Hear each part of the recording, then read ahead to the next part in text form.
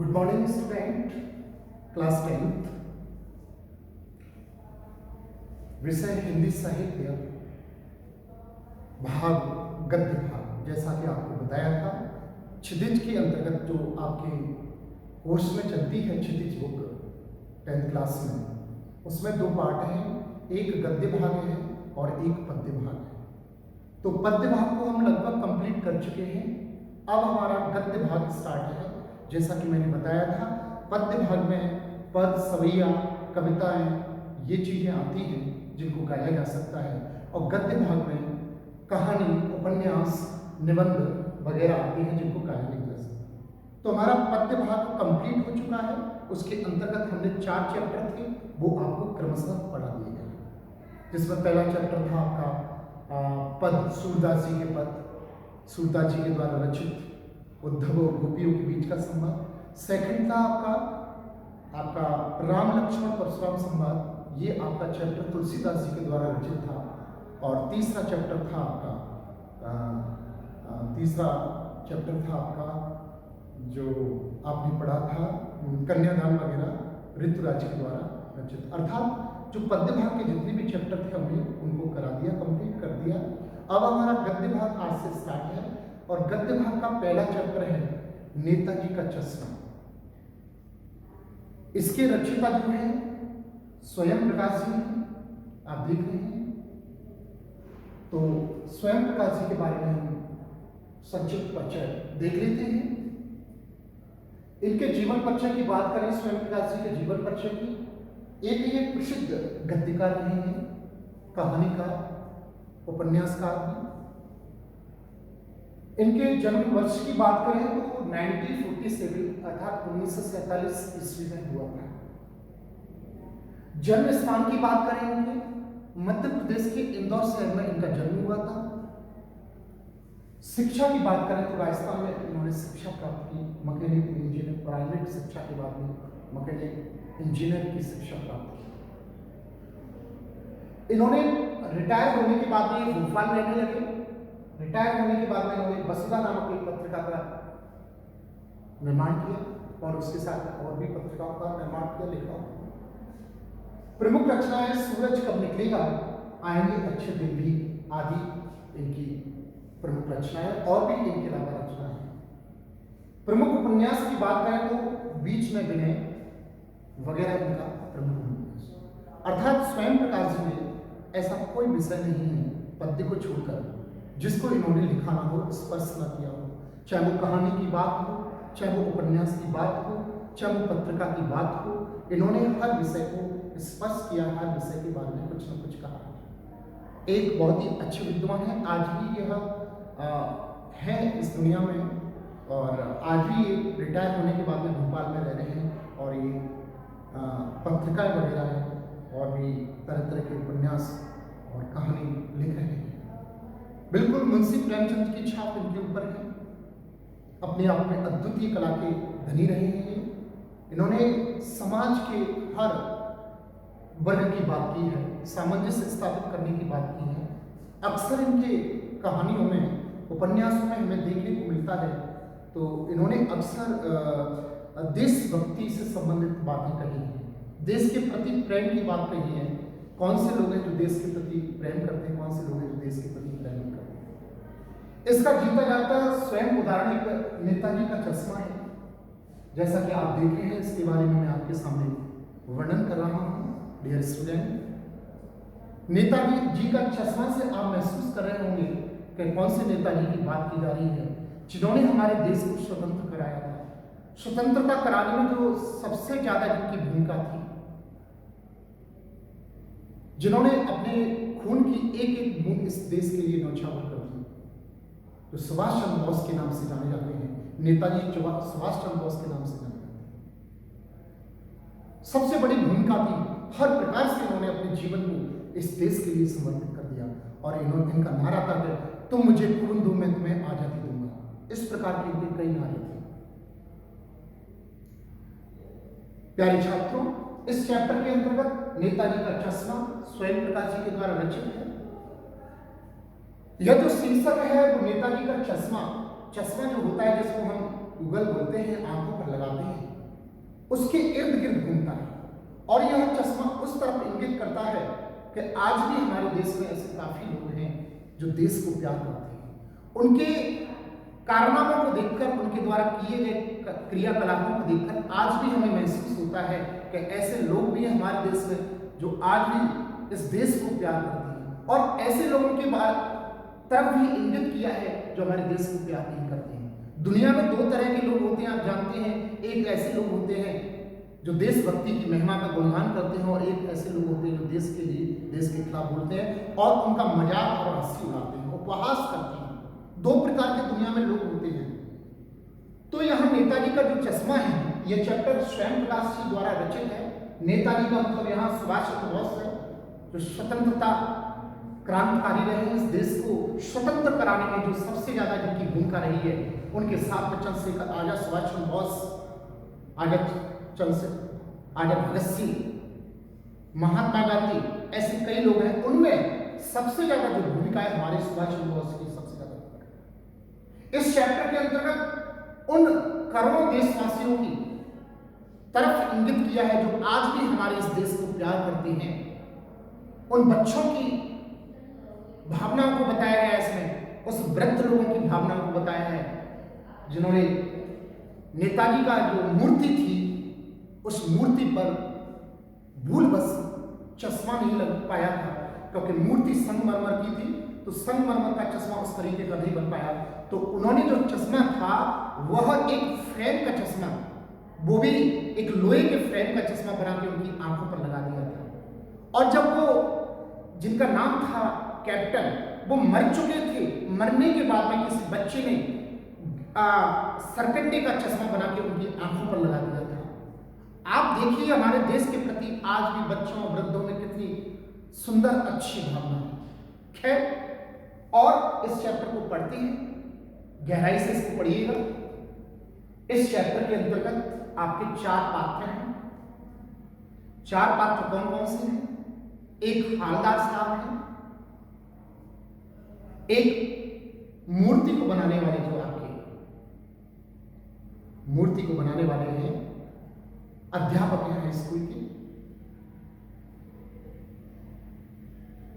उनका इसमें वर्णन किया गया है।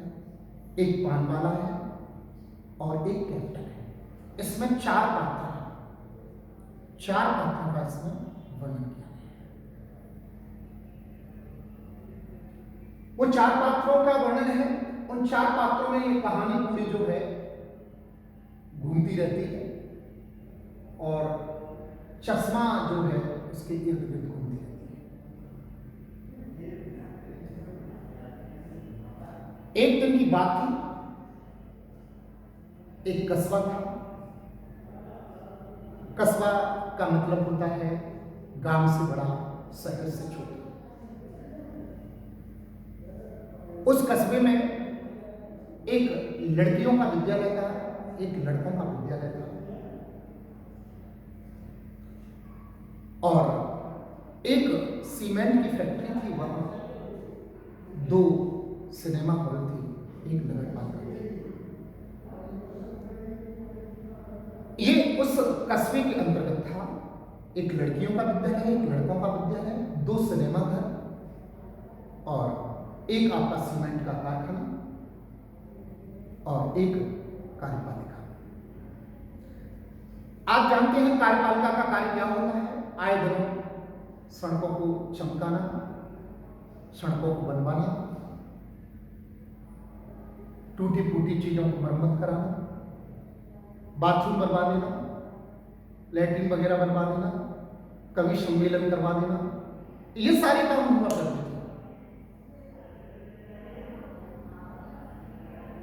उसके बाद में एक चौराहा था उस कस्बे के बीच में। वहां चौराहे पर आप देखते हैं, हर चौराहे पर किसी न किसी की मूर्ति हुआ करती है। कहीं आपने देखा होगा किसी चौराहे पर। चौराहे का मतलब होता है 4 राहों का सम्मिलन, 4 राहों का सम्मिलन, जहां मिलते हैं 4 मार्ग, जहां मिलते हैं, बीच के स्थान को चौराहा कहते हैं। उस चौराहे पर हर जगह आपने देखा होगा, शहरों में किसी न किसी देशभक्त की या देश के लिए कुछ करने वाले की मूर्ति लगी हुई है। उस कस्बे में भी चौराहा था, उस चौराहे पर किसी की मूर्ति नहीं लगी हुई थी।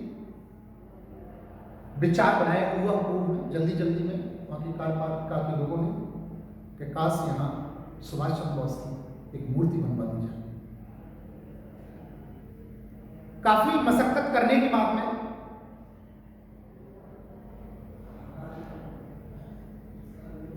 विचार आया कि एक मूर्ति बनवा दी जाए। इधर उधर तो लोगों ने आपस में बात की कि मूर्ति बनवाई जाए। प्रशासन अधिकारियों ने आपस में बात की। पर्याप्त बजट वगैरह न होने के कारण उन्होंने एक हाई स्कूल के अध्यापक, जिनका नाम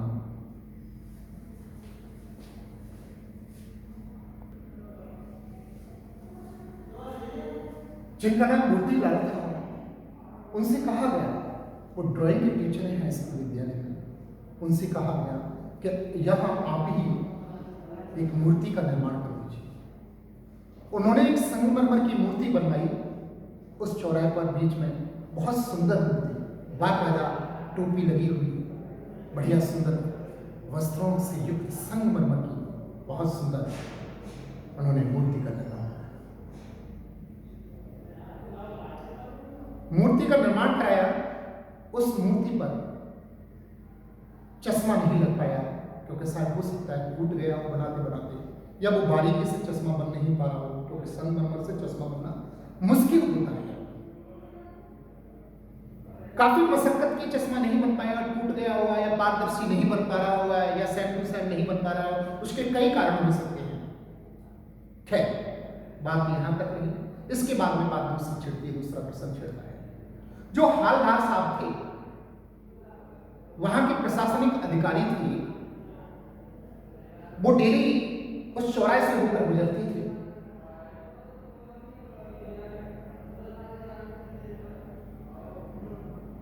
उससे पहले एक कैप्टन थे, जैसे मैंने बताया था, चश्मे वाले जो कैप्टन थे, जो चश्मा बेचा करते थे, चश्मे की जिनकी दुकान थी। उनके मन में भाव आया कि मूर्ति पे कोई चश्मा नहीं है। उन्होंने चौकोर फ्रेम का एक चश्मा सुभाष चंद्र बोस की मूर्ति पर लगा दिया। लगाने के बाद में जैसे ही उधर से हालदार साहब निकले, जो प्रशासनिक अधिकारी थे, वो वहां से निकलते थे, और वहीं उस चौराहे के पास में एक पान वाले की दुकान थी। उस पान वाली दुकान से डेली वो पान खाकर निकलते थे। एक दिन देखा मूर्ति सुंदर थी और उस पर फ्रेम चश्मा था। उन्होंने पूछा कि भाई मूर्ति संगमरमर की है, चश्मा ये फ्रेम स्टील का लगा हुआ है, ऐसे कैसे हो सकता है? तो उस पान वाले ने, वो पान वाला था, मोटी तौंग थी उसकी, काला था, मूंछें थी, पान खाते हुए वो हमेशा पान खाता रहता था। बत्ती से उसकी चमकती रहती थी, लाल और काली बत्ती से। उसने जवाब दिया कि कोई वृद्ध है जो उसने चश्मा लगा देता है, क्योंकि इस पर चश्मा नहीं होता है तो वही लगा देता है। इस प्रकार जो हलदार साहब थे वो सुनकर डेली निकल जाते थे। दूसरे दिन फिर हलदार साहब वहां से निकल के गुजरे तो उन्होंने देखा कि दूसरे दिन उस पर गोल चश्मा लगा हुआ है। उन्होंने कहा कि कल तो इस प्रकार का लगा हुआ था, आज इस प्रकार का लगा हुआ है, ऐसे कैसे? उन्होंने कहा कि वो ऐसा करता है, जो कैप्टन है, जो चश्मे वाला है, जो कोई आता है तो सुभाष चंद्र बोस की मूर्ति पर चश्मे को देखता है तो उसको वो लेने की कहता है, तो वो उसको उतार कर उसको दे देता है और दूसरा चश्मा लगा देता है। इस प्रकार कई दिनों तक ये सिलसिला चलता रहा आपका। तीसरे दिन भी चश्मा देखा उसने। चौथे दिन क्या हुआ, कुछ समय के बाद में हलदार साहब वहां होके गुजरे, उन्होंने मूर्ति पर चश्मा नहीं देखा। इससे पहले एक बात और है, स्मरण दिला दूं मैं आपको। उन्होंने ये पूछा, जब ये चश्मे बार बार बदलते हुए देखा उन्होंने, हलदार साहब ने, डेली बदलता है चश्मा, कौन है, इतनी भक्ति है उसके अंदर, देश के प्रति कितना प्यार है, सुभाष चंद्र बोस जी के प्रति कितना प्यार है। तो उन्होंने सहर्ष पान वाले से पूछ लिया, जो पान वाला था उससे पूछ लिया कि कौन है जो चश्मा बदलता रहता है। उसने मजाक उड़ाते हुए कहा कि वही वृद्ध लंगड़ा सा है, टूटा हुआ सा, बूढ़ा सा है, पागल है, कोई लगा देता। उसका मजाक उड़ाते हुए देखा। तब उसने सोचा, हलदार साहब ने सोचा कि बताओ आज भी हमारे देश में देश प्रेमियों के प्रति, देश को स्वतंत्र कराने वाले लोगों के प्रति आज भी मजाक उड़ाया जाता है। तो हलदार साहब ने दोनों प्रकार के व्यक्तियों को देख लिया इस समय। एक उस व्यक्ति को देखा जो सुभाष चंद्र बोस जी को इतना प्यार करता है कि वो तरह तरह के डेली चश्मा लगाता है, उनकी आंखों को नंगा नहीं छोड़ना चाहता था, उनकी आंखों को बिना चश्मे के नहीं देखना चाहता है। और एक व्यक्ति ऐसा है कि उस चश्मे वाले का मजाक उड़ाते हुए पान वाले को देखता है। तो दोनों प्रकार के व्यक्ति हलदार साहब देखते बड़ा ही दुख होता है। खैर बात यहीं तक नहीं है, इस सिलसिला चलता रहा। एक दिन आए फिर से हलदार साहब गुजरे वहां से, तो उन्होंने मूर्ति पर चश्मा नहीं देखा। और मूर्ति पर जब चश्मा नहीं देखा तो आप जानते हो सहर्ष उनकी इच्छा हुई पान वाले से जानने की कि भाई आज उनकी मूर्ति पर चश्मा क्यों नहीं है। तो उन्होंने उस पान वाले की भी आंखों से आंसू निकलने लगे और आंसुओं को पहुंच कर वो दुनिया को छोड़कर चला गया, अर्थात दुनिया से जा चुका है, मर चुका है वो कहते हैं। तब उसकी आंखों से, हलदार साहब की आंखों से और उस पान वाले की आंखों से आंसू की धारा बहने लगी। और बहने के बाद में काफी दुख। उसके बाद में वो गुजरे तो सही, देखते भी थे, बार बार उस कैप्टन की याद आती रहती थी, हलदार साहब और पान वाले को। बात यही तक है। कुछ दिनों के बाद में उस मूर्ति पर एक सरकंडे का चश्मा देखा और सरकंडे के चश्मे को देखकर एक दास सहर्ष पूछ लिया, इस सरकंडे का चश्मा किसने लगाया है। तो पान वाले ने कहा ये चश्मा बच्चों ने। तो बच्चों के प्रति भी हलदार साहब की जो एक भावना थी वो अच्छी हो गई। वो कहने लगे बच्चों के अंतर्गत भी इस देश के प्रति कितनी अच्छी सोच है, कितनी अच्छी भावना है। तो इस प्रकार ये जो इसके अंतर्गत, चैप्टर के अंतर्गत जो मेन उद्देश्य इस चैप्टर का, नेताजी का चश्मा जो है आपका स्वयं प्रकाश द्वारा रचित चैप्टर है, ये देशभक्ति की भावना से ओतप्रोत है। इसमें दो प्रकार के व्यक्तियों का वर्णन किया गया है। एक इस प्रकार का व्यक्ति जो देश को बहुत प्यार करता है, और एक इस प्रकार के व्यक्ति, बच्चे जो देश को बहुत प्यार करते हैं। और एक इस प्रकार के व्यक्तियों का बोध कराया गया इस चैप्टर के अंतर्गत कि जो देश भक्ति की बात करते हैं, देश के लिए बात करते हैं, देश की सुरक्षा की बात करते हैं, देश के लिए लड़ते मरते झगड़ते हैं, उनका मजाक उड़ाया जाता है। तो इस चैप्टर के माध्यम से उन करोड़ों देशभक्ति वासियों के भावना का यहाँ आदर किया गया, सत्कार किया गया चैप्टर के माध्यम से। देशभक्ति का मतलब केवल ये नहीं कि वंदे मातरम बोल देना, भारत माता की जय बोल देना, या किसी गाड़ी पर वंदे मातरम भारत माता की जय लिख देना। देशभक्ति का मतलब यह है कि देश में रहने वाले जितने भी लोग हैं उनका सम्मान हो, चाहे वो गरीब हो चाहे अमीर हो, सबका सम्मान हो, नीचे के तबके का, सभी जातियों में एकता हो, सभी धर्मों में एकता हो, सभी एक थाली में खाना खाएं, एक दूसरे से भाईचारे की भावना से व्यवहार करें एक दूसरे से। इस देश के अंतर्गत सभी चीजें आती हैं, चाहे वो वृक्ष हो, वनस्पति हो, पेड़ पौधे हो, फूल पुष्प हो, वनस्पति, जितनी भी चीजें होती हैं देश के अंदर वो सब देशभक्ति की चीजें ही होती हैं। उनके प्रति हमारा कर्तव्य है कि उनको अच्छे से हम संजोएं, उनको देखें, उनको समझें। इस चैप्टर के माध्यम से हमें यही प्राप्त होता है कि हमें देश के प्रति अच्छी सोच रखनी चाहिए, अच्छे विचार रखने चाहिए। जो स्वतंत्रता सेनानी हैं, जो देश के लिए लड़ने वाले हैं, जिन्होंने देश को स्वतंत्र कराया, जिनकी देश को स्वतंत्र कराने में मुख्य भूमिका रही है, ऐसे लोगों का हमें सम्मान करना चाहिए। चाहे उनका सम्मान मूर्ति के माध्यम से किया जाए, चाहे उनका सम्मान किसी चित्र के माध्यम से किया जाए, चाहे सम्मान उनकी मूर्ति पर माला चढ़ाकर किया जाए, चाहे सम्मान वो चश्मा लगा के किया जाए, चाहे वो सम्मान मूर्ति को पहुंचकर मूर्ति को साफ करके कलर करके किया जाए, चाहे वो सम्मान मूर्ति लगवा कर किया जाए, लेकिन सम्मान सबका होना चाहिए। वंदे मातरम जय भी बोलना चाहिए, भारत माता की जय भी बोलना चाहिए, अर्थात वो हमारे व्यवहार में दिखाई देना चाहिए कि हम इस देश को बहुत प्यार करते हैं। तो इस प्रकार यहाँ जो नेताजी का चश्मा है, स्वयं प्रकाश द्वारा रचित गद्य भाग से जो चैप्टर है आपका, फर्स्ट चैप्टर है गद्य भाग का, यहाँ इस चैप्टर में नेताजी के चश्मा, अर्थात नेताजी का चश्मा तो मुख्य बिंदु है, लेकिन नेताजी के प्रति जो प्रेम की भावना। और नेताजी कौन थे? सुभाष चंद्र बोस। और वो कौन थे? उन्होंने देश की स्वतंत्र कराने में उनकी क्या भूमिका थी? जैसा कि मैंने बताया कि देश को स्वतंत्र कराने में सबसे अच्छी जिनकी भूमिका थी उनका नाम था नेताजी सुभाष चंद्र बोस। अर्थात उनका नारा था, तुम मुझे खून दो मैं तुम्हें आजादी दूंगा। इस प्रकार का उनका नारा था। तो इस चैप्टर के माध्यम से उन करोड़ों देशवासी जो भारत देश के लिए काम करते हैं, देश के लिए, देश पर मरते हैं, देश पर मिटते हैं, देश से प्राण करते हैं, देश के प्रति उनकी अच्छी भावना है, ऐसे लोगों की तरफ इंगित किया गया है। उन लोगों को भी दिखाया गया है जो देश का मजाक उड़ाते हैं, देश के खिलाफ बोलते हैं, देश में भड़काऊ भाषण देते हैं, देश के नागरिकों को मारने का काम करते हैं, देश में हलचल पैदा करने का काम करते हैं, देश में तबाही मचाने का काम करते हैं, देश को बर्बाद करने का कारण बनते हैं जो लोग। दो प्रकार के लोगों की इसमें वर्णन किया गया है। तो कहने का तात्पर्य है कि हमारे रोम रोम में, हमारे खून खून में, शरीर की हर एक कतले में देश के प्रति भावना हमारी जागृत रहनी चाहिए। और उसका मतलब यह है कि हम हर किसी से प्यार करें, चाहे वो वनस्पति हो, चाहे वो पक्षी हो। जिस देश में रहते हैं उस देश की वनस्पति से उतना प्यार होना चाहिए, पक्षियों से प्यार होना चाहिए, जीव जंतुओं से प्यार होना चाहिए, मानवों से प्यार होना चाहिए, हर तबके के व्यक्ति से, हर धर्म के व्यक्ति से, हर संप्रदाय, हर चीज से हमें इतना प्यार होना चाहिए। कहने का तात्पर्य हमारा यही है। और यह जो चैप्टर है आपका नेताजी का चश्मा, यहाँ नेताजी के चश्मा जो है वो जो बदलता रहा है, उसके प्रति जो कैप्टन साहब थे हमारे, जिनका नाम कैप्टन था, वही चश्मा बदलते थे जी। और इस जो मूर्ति को बनाने वाले थे वो मोतीलाल थे। वो एक हाई स्कूल विद्यालय में ड्राइंग के टीचर थे। उन्होंने सुभाष चंद्र बोस की मूर्ति को क्या किया था? बनाया था।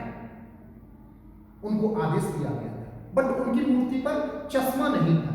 इनकी मूर्ति पर सुभाष चंद्र बोस की, क्योंकि वो संगमरमर की मूर्ति थी, बीच चौड़ाई पर रखी हुई थी। तो चश्मा कैप्टन ने देखा, चश्मे वाला था, उसने सोचा कि इनकी मूर्ति पर चश्मा नहीं है। और बिना चश्मा के सुभाष चंद्र बोस की मूर्ति आप जानते कैसी लगती है, क्योंकि हमेशा जिस जिस मूर्ति में आपने देखा होगा सुभाष चंद्र बोस की आंखों में चश्मा जरूर होगा, अवश्य होगा, 100% होगा। तो कहने का तात्पर्य मेरा है, जब कैप्टन ने उनकी आंखों में मूर्ति चश्मा नहीं देखा, संगमरमर की जो मूर्ति बनी थी, तो उन्होंने कुआं में जल्दी जल्दी में वो फ्रेम का एक चश्मा बनाया और उस चश्मे को उन्होंने लगाया। और वो समय समय पर उसको बदलते रहते थे, क्योंकि लोग सुभाष चंद्र बोस की मूर्ति पर जब चश्मा लगा हुआ देखते थे तो उसको देखकर उनके मन में आ जाता कि काश हमें ये चश्मा प्राप्त हो जाए।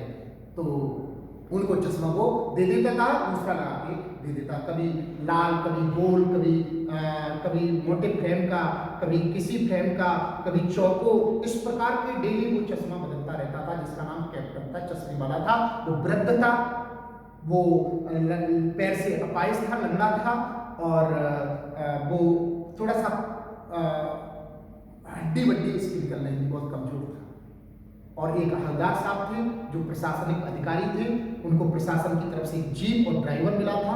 वो वहां से होकर गुजरते थे, पान वाले पर पान खा के निकलते थे। एक पान वाला था इसके अंतर्गत। तो इस प्रकार ये 4 इसमें के अंतर्गत पात्र थे, जिसमें एक चश्मा वाला था जिसका नाम कैप्टन था, एक मूर्ति बनाने वाले थे जिनका नाम मोतीलाल, हाई स्कूल के ड्राइंग टीचर थे, एक पान वाला, और ये आपके लगभग 3 लोगों के अंतर्गत ये आपकी कहानी घूमती रहती है। मोतीलाल, कैप्टन और चश्मा वाला। और कुल मिला के इसमें मुख्य तो 3 की भूमिका है। उन्होंने तो मूर्ति बना के वो चले गए, लेकिन इसमें कुल मिला के 4 पात्र इस प्रकार हो जाते हैं। तो यहाँ ये आपका चैप्टर समाप्त हो जाता है। यहाँ तक यदि आपको कोई भी प्रॉब्लम हो इस चैप्टर को समझने में, तो सहज आप कभी भी पूछ सकते हैं। यह चैप्टर आपका यहाँ तक समाप्त हो जाता है। Thank you, have a nice day.